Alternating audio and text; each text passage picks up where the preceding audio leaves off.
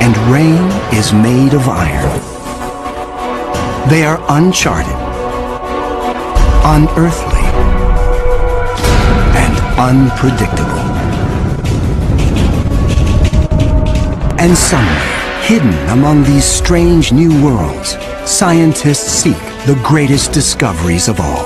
Planets like ours, alien Earths. 35 seconds. Let's go. Storage tank press closed. March 6, 2009. 22 seconds. Later, GN2 pressure go. This Delta II rocket is going through its final pre-flight check. 71.3. Drop 1. Engine start, 1-0, and liftoff. It is the start of an extraordinarily ambitious mission.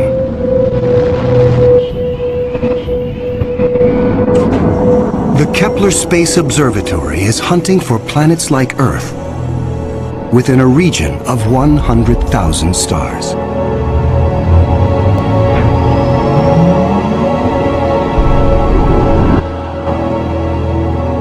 It is the culmination of a journey that began more than a decade ago with one of the most profound scientific discoveries ever made.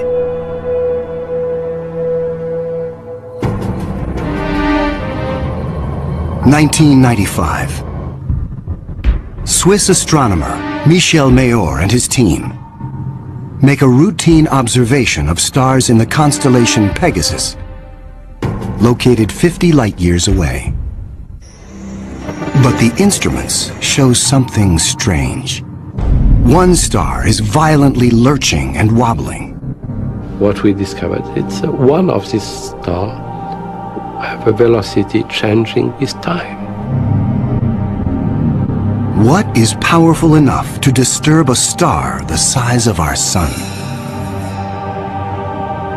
Mayor offers a radical answer: a planet.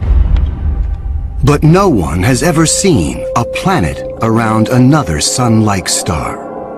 Problem in detecting planets around other stars is that as a planet orbits a nearby star, that planet gets lost because of its feeble light in the glare of the very bright star.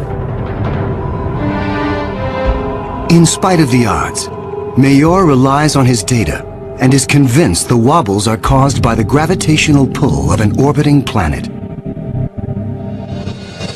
When I read this claim from Michel Mayor, I was very skeptical. There had been many false claims of the first planet ever discovered around another star, and I thought to myself, oh boy, here we go again.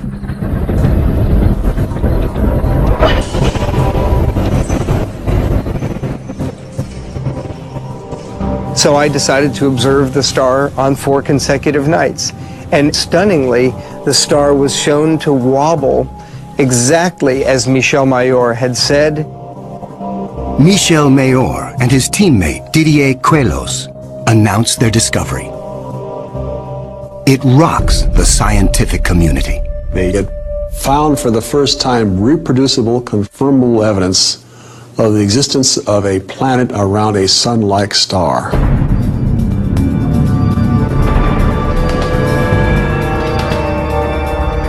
Officially called 51 Pegasi b, the planet is nicknamed Bellerophon in honor of the Greek hero who tamed the winged horse Pegasus. It is a planet that breaks all the rules. Bellerophon roasts in the blazing starlight at temperatures of roughly 1800 degrees Fahrenheit.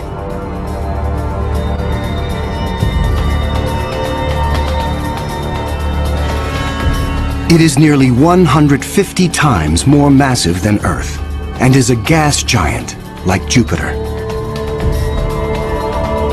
A gas giant is a planet made mostly of hydrogen and helium. Only the outer layers are gas, but inside, hydrogen and helium is compressed to huge pressures. It doesn't resemble a gas at all. Unlike anything found in our solar system, this is an entirely new class of planet, what scientists call a hot Jupiter. If you go to Hawaii and see the lava flow there, that's how hot a hot Jupiter is. It's very, very hot. The Earth is a comfortable 93 million miles away from the Sun. These hot Jupiters are roughly 100 times closer, and so the amount of sunlight that they get is 10,000 times larger. If this represents a star, and this a hot Jupiter is 3 to 4 stellar diameters away from the star. So that would be 1, 2, 3. This is how close a hot Jupiter would be to its star. Hot Jupiters are tidally locked. They present the same face to the star at all times, just like the moon does to Earth. It's going to be permanent daylight on one side and permanent nighttime on the back. If I were stuck on a hot Jupiter, I'd want to be on the back side and hope that some of the heat from the front side facing the star would make its way around the back.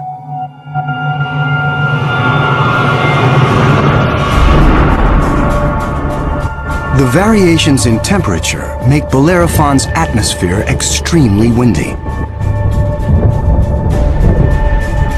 The wind howls at thousands of miles per hour, far beyond anything we could ever withstand.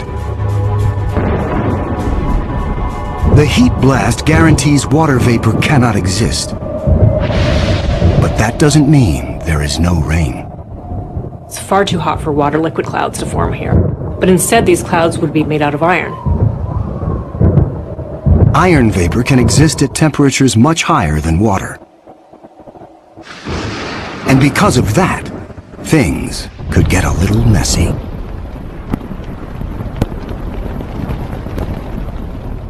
You better have an umbrella that's pretty sturdy, because the iron is going to start coating your umbrella very rapidly and making it extremely heavy and just crush that umbrella.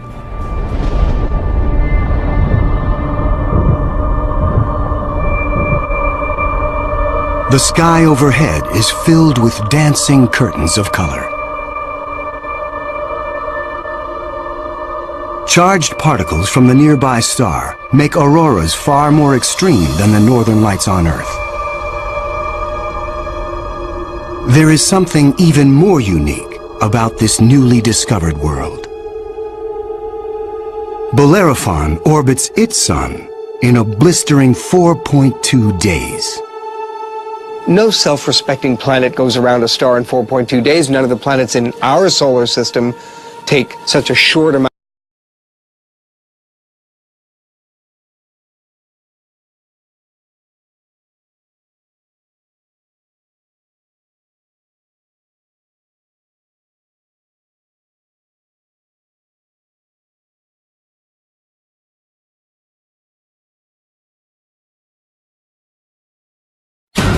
There are 150 If you go to Hawaii and see the lava flow there, that's in a blistering 4.2 days.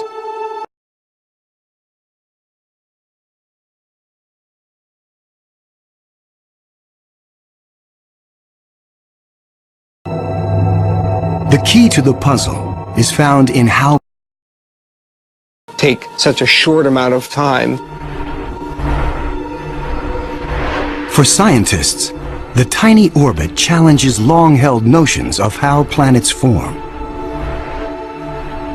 The fact that the planet was orbiting every 4 days was a total puzzle until one night in the middle of the night I woke up and said, well, this must be proof that planets migrate inwards. They don't stay put where they are. The key to the puzzle is found in how planets are made. planets are a byproduct of star formation. When stars form, they have a disk of dust and debris around them, and out of that debris, planets form. Much of what we know comes from Hubble's Space Telescope, as it aims at regions like the Eagle Nebula. This interstellar cloud is studded with collapsing disks of dust and gas. A giant clump grows in the center of each disk. Temperatures reach a searing 18 million degrees. The same nuclear fusion that powers our sun is unleashed.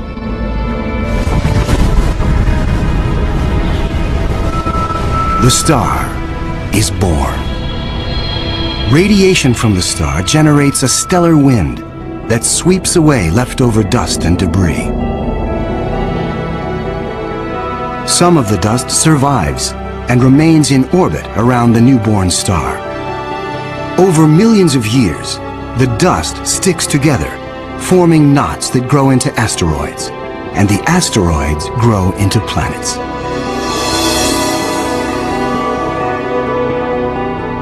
These planets migrate through the disk until they find a stable orbit. This is why Bellerophon is so close to its parent star. But one newly discovered world has found its stable orbit in a place no planet should ever go. 2001. Hubble Space Telescope is directed to an obscure star some 150 light-years away from Earth, in the constellation of Pegasus. This is the same region where Bellerophon was found 6 years earlier. Hubble is tracking another hot Jupiter, discovered by astronomer Jeff Marcy. But this one is different from Bellerophon. You've probably heard of the planet HD 209458b. It's a terrible name. A terrible name for a terrible place. HD 209458b has been dubbed by some as Osiris, after the Egyptian god of the dead. Osiris is over 200 times more massive than Earth. It has migrated perilously close to its sun, at a mere 4 million miles from the blazing solar surface. Osiris broils in a planetary hell. The average daily temperature on Osiris is over 2,000 degrees. Forget global warming. This is global frying, and it causes Osiris to lose an estimated 550,000 tons of air every second. There's a leak of gas, a steady stream of hydrogen and helium, and that's making a big, huge cloud all around the planet. Its atmosphere is bleeding into space. Scientists speculate that a colossal trail of gas spirals behind the planet for thousands of miles. Osiris presents an unprecedented opportunity for astronomers. Using Hubble, they analyze the alien planet's bloated atmosphere. This is the absolutely first time where we could tell what is the composition of the atmosphere of an extrasolar planet.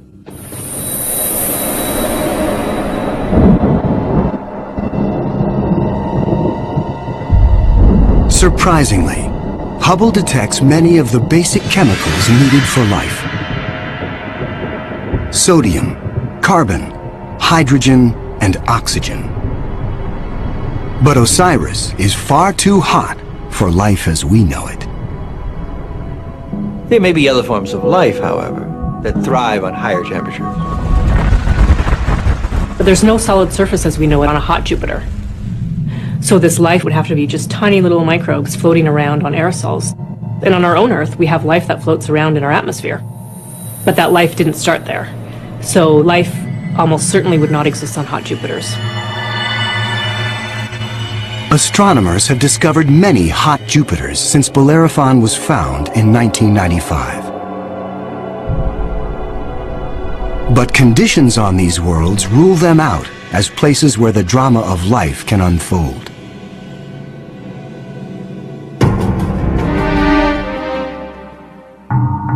One of these gas giants is a planet that teases the rules of evolution.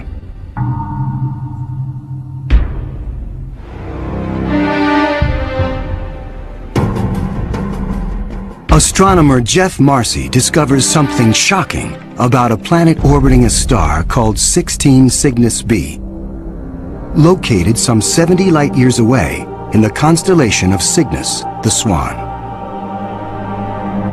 the planet was clearly in an elongated orbit, bringing the planet close to and then far from the host star. And this, of course, defied our expectations based on our own solar system, where all of the planets go around our sun in nearly circular orbits like phonograph grooves in a record. Like a giant yo-yo in space, the gas giant swings back and forth across its solar system. That is like the Earth swooping 25 million miles closer to the Sun, then slinging past Mars, all the way out towards Jupiter every year.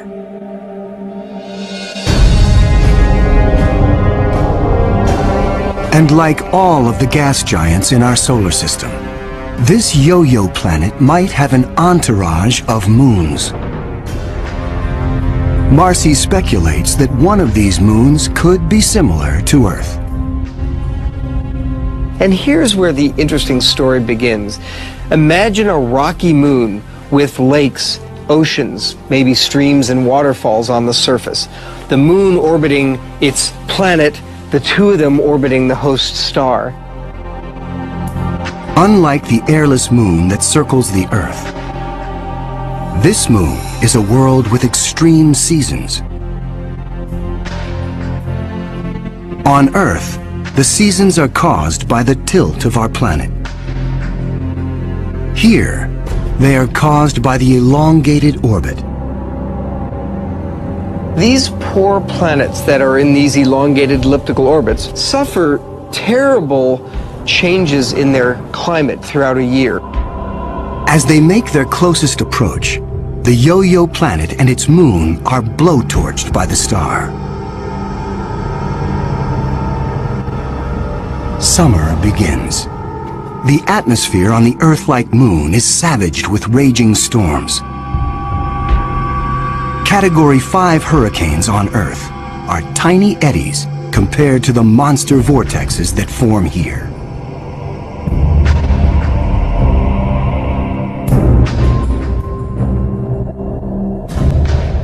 The clouds thicken as the water evaporates. Temperatures rise dramatically. Any water or gases would heat up, and indeed the oceans would boil into steam, so you'd end up with a big steam bath. During the peak of the summer, the entire moon is smothered in 800-degree temperatures.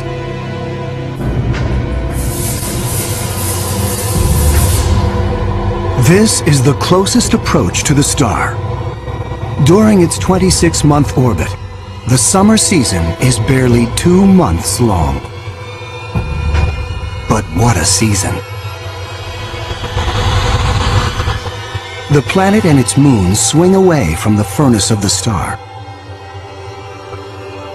Temperatures fall to ranges we would find temperate and comfortable.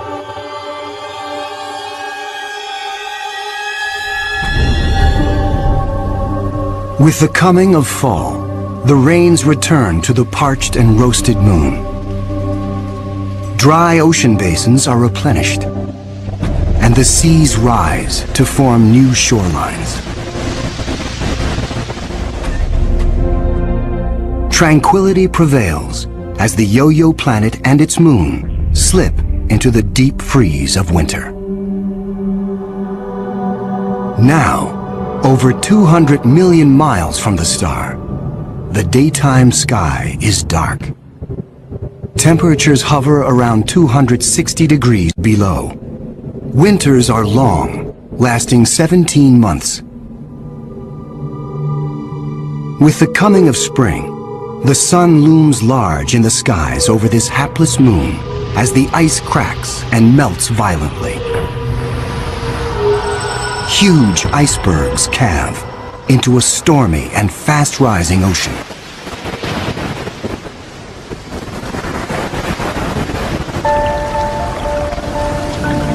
For 2 preciously short periods, during the spring thaw and the autumn rains, the climate on this Earth-like moon is balmy and comfortable. At a distance of 93 million miles from the star, roughly the same distance as Earth from the Sun, the elliptical orbit of this planet and its moon crosses an area around the star some scientists call the Goldilocks zone. The conditions here are just right for life. If you're too close to the star, then it's too hot. If you're too far away, then it's going to be too cold and everything's going to be icy. But then if you're right in the middle, it's just right.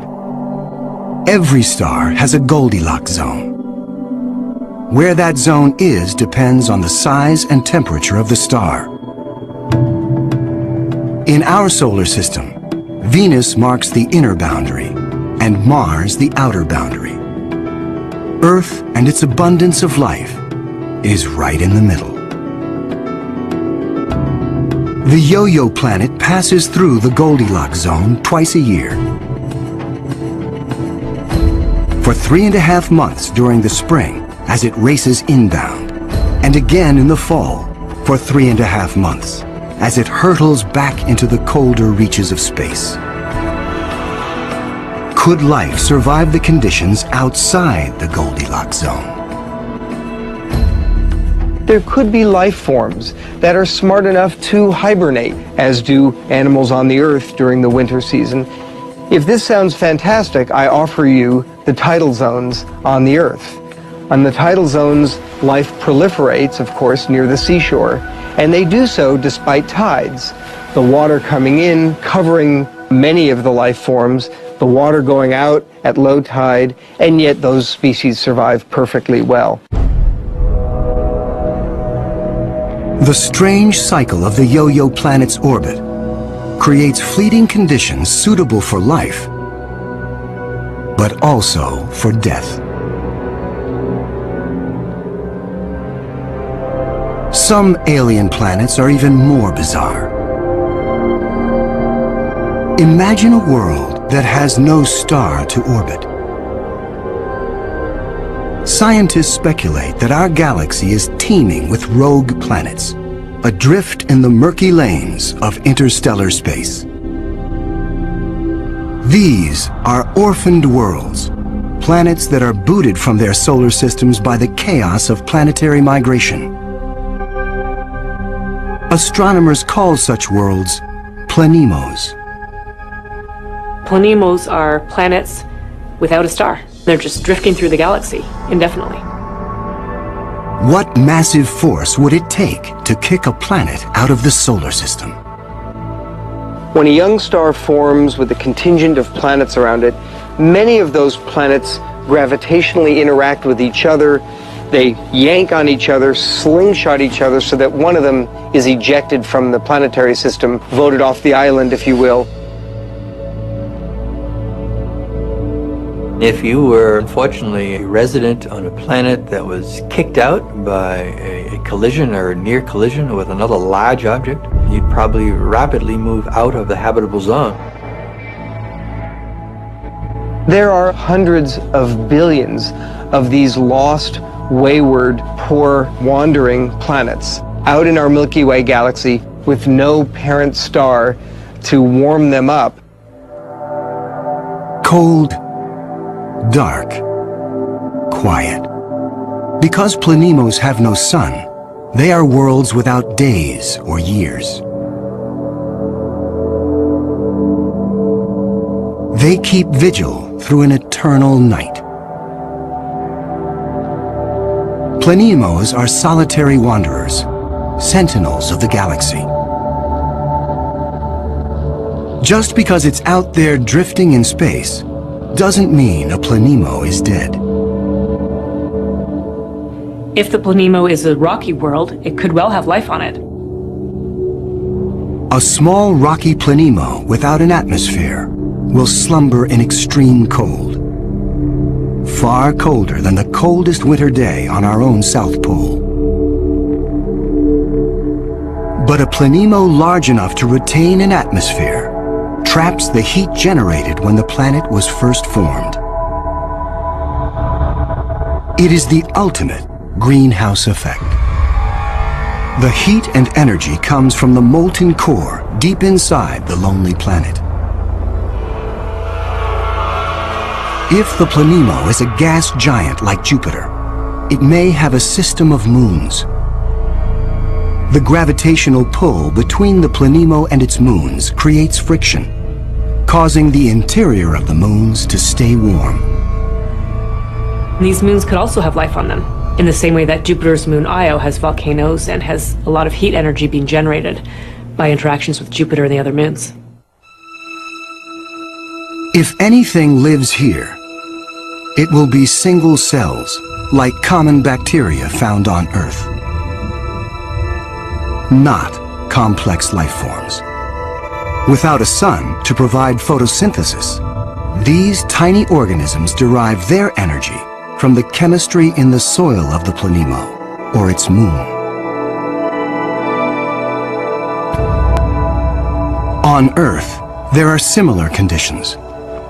Colonies of bacteria are found deep within mine shafts in South Africa. They have no access to oxygen nor light, and survive entirely on the chemicals they make from the surrounding dirt. Their metabolisms are extremely slow, and they reproduce only once every 1,000 years. If life dwells on a sunless Planemo, it could be organisms like them, marooned when their planet was young. While Planemos slumber undisturbed, there are worse places to be in the universe.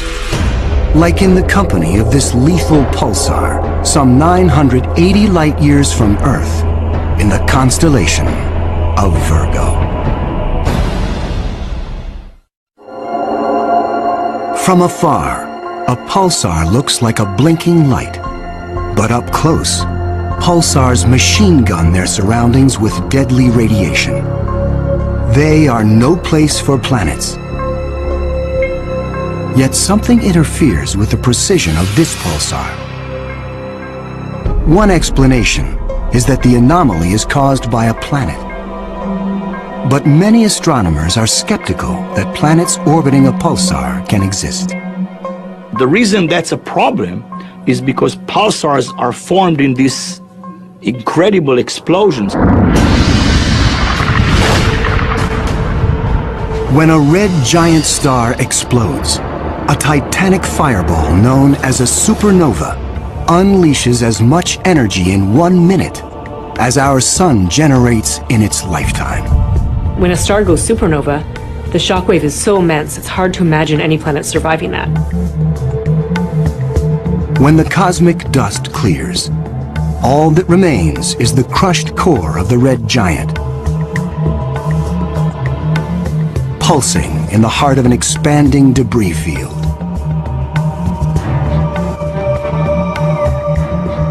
Matter blasted from the colossal explosion falls back to the pulsar and forms a disk. Within this chaos, a new world arises, born of fire and destruction. A planetary zombie raised from the carcass of the former red giant star. It's amazing that planets could form in that environment.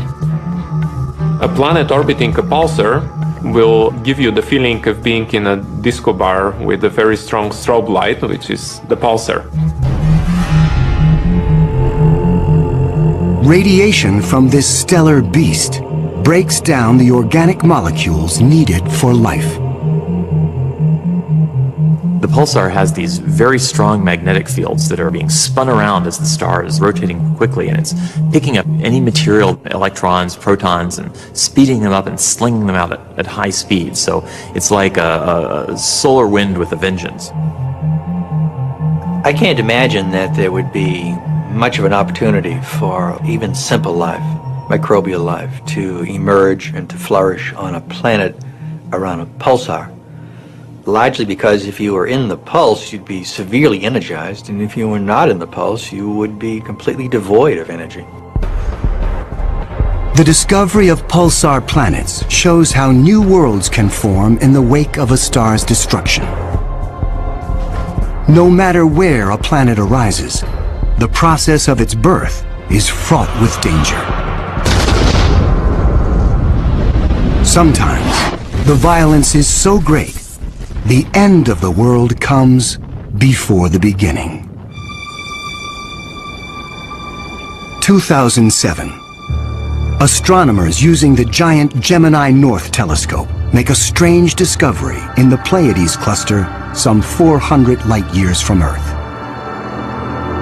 A star known only by its catalog number, HD 23514, is surrounded by a giant donut-shaped cloud of dust and gas. The star in the middle of the donut shape is about 100 million years old. A cosmic toddler in astronomical terms. Our Sun is 45 times older. The conditions are perfect for planets to form. But spectral analysis finds something strange. The dust is utterly pulverized. Typically, a newborn star is surrounded by fledgling planets. Planets form around the young star in a protoplanetary disk of gas and dust. And then these planets go on their merry way orbiting the star, not realizing that they're in an orbit that's too close to another planet. Millions of years ago, two primordial planets orbiting HD 23514 are spinning toward doom. As the two worlds close in, tidal forces torque each planet from spheres to egg shapes.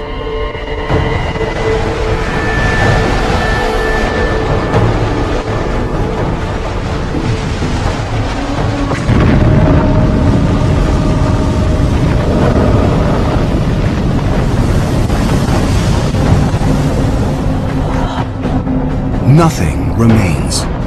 The two worlds are annihilated, creating the dust and debris seen around star HD 23514. 4 billion years ago, a similar apocalypse came to Earth. A Mars-sized planet forms in roughly the same orbit as the newborn Earth. Like the planets at HD 23514, Earth and this Mars-sized body are barreling toward each other. If you happen to be unlucky enough to be standing on a growing planet when it was in the process of still becoming the Earth, you might wake up one morning and notice that the sky was getting darker and darker as a Mars-sized body was coming at you within a period of less than an hour.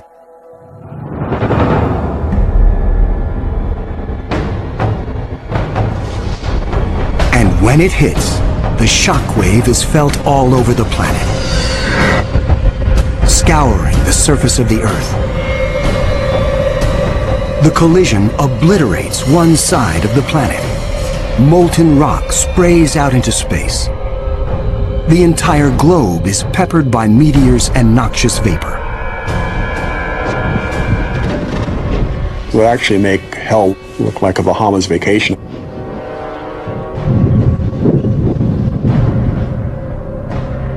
The debris field from the collision coalesces and forms our moon. It is a new beginning for our planet. Collisions are part of the birth process for planetary systems. Building up a terrestrial planet is probably all about colliding pieces of rock together. And all across the galaxy, colliding pieces of rock are forming terrestrial worlds that defy the imagination.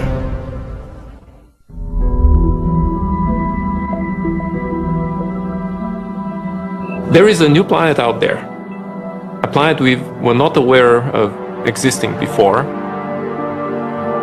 It is not just one planet. It is a new type of planet. Earth on steroids. I like to call them super Earths. They're just like the Earth, except bigger, up to about 10 times the mass of the Earth.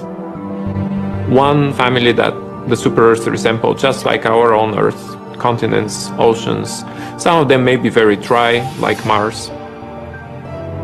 And then another family that we call water worlds or ocean planets.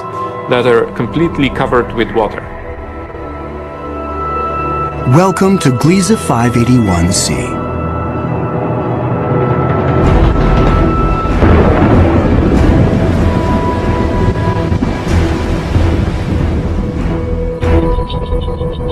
This planet was found by Michel Mayor, and it orbits with 2 other planets around a very small star.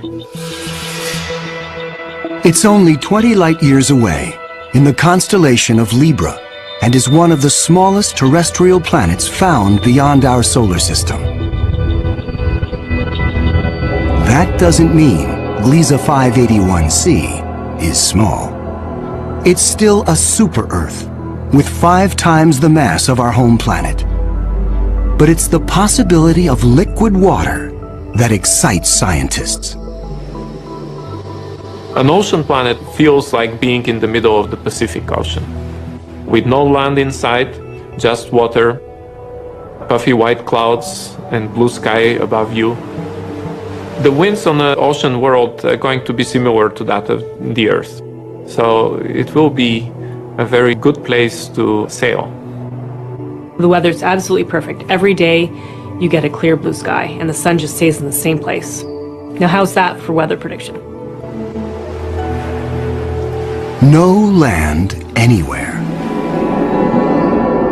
Even miles beneath the surface. This water layer would extend very far down, at least a quarter of the way down in the planet. But as we dive deeper into the sea, the pressure builds. At 35,000 feet below the surface, we pass the point where the deepest oceans on Earth bottom out. We pass the 100,000-foot mark.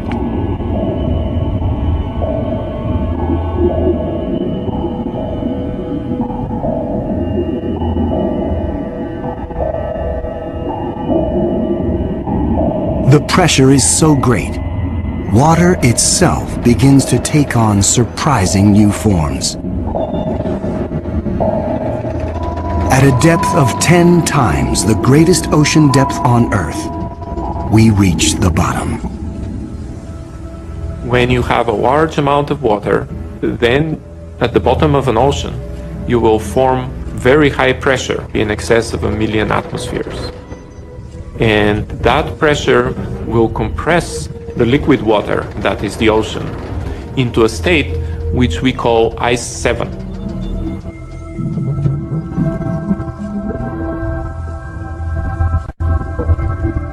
No, it's not like ice in your refrigerator. The molecules of water that are in the ice in your refrigerator are kind of all jumbled up. But if you form ice under very high pressure, then the water molecules can become ordered, they can become aligned.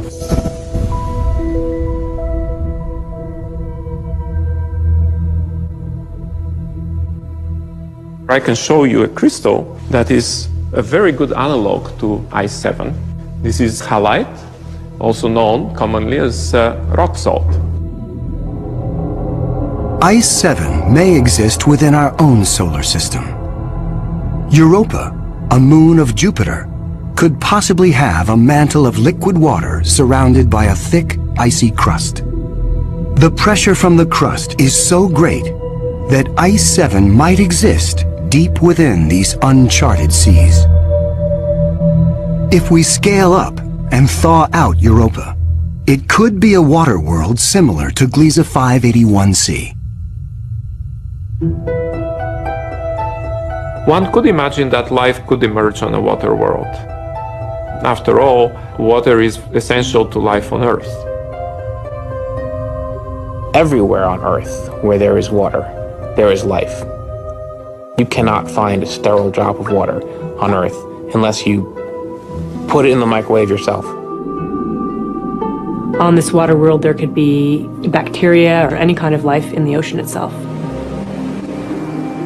But not all of the super-Earths are water worlds teeming with life. When we talk about super-Earths, we talked about 2 major families of mostly rocky with some water and mostly water with an endless ocean. But one has to add to those a 3rd family of probably very rare super-Earths and Earth-like planets, which are called carbon planets. A carbon planet is unlike anything we've ever seen anywhere. A place with an alien chemistry, but loaded with very earthly treasures.